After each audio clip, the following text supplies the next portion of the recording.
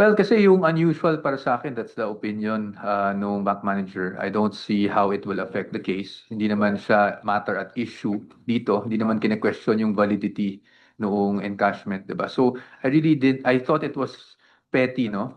For us to even dwell on that.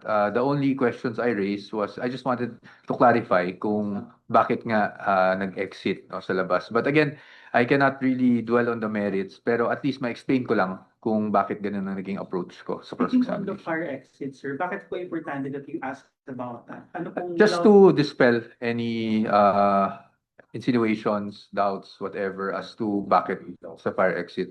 But our job is to just elicit the answers from the witnesses, no, and to clarify certain matters.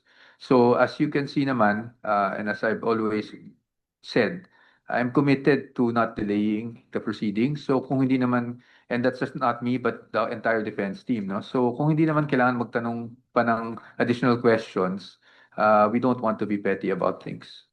Attorney, kung naging mabilis ngayon ng proceeding, OWA na ang next, Opo. paano yan? Mas magiging matindi na ba ang mga tanungan at cross-examination? Sa amin naman po, hanggat makakaya, kung pwede namang hindi na questionin ng mga bagay-bagay in terms of official documents, etc. Hindi na ko rin naman po gagawin, hindi na nang gagawin ng defense team. Pero syempre, mas masalimuot pagdating sa COA because I'm sure mas maraming tanong din ang mailalabas ng prosecution ukol dyan, no, to make their case. At syempre tayo, we will also have to react accordingly.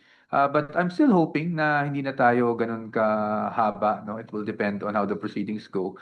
But what I can say is kung hindi naman kinakailangan, hindi na rin namin masyadong hihimayin pa para naman hindi tayo petty.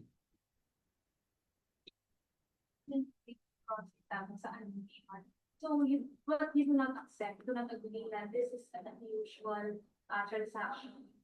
Hindi naman po sa we do not agree. That is the opinion kasi of the bank manager based on her experience. So sa atin, kung yun ang opinion niya, yun ang opinion niya. But that doesn't change anything or that does not put anything at issue dito sa case.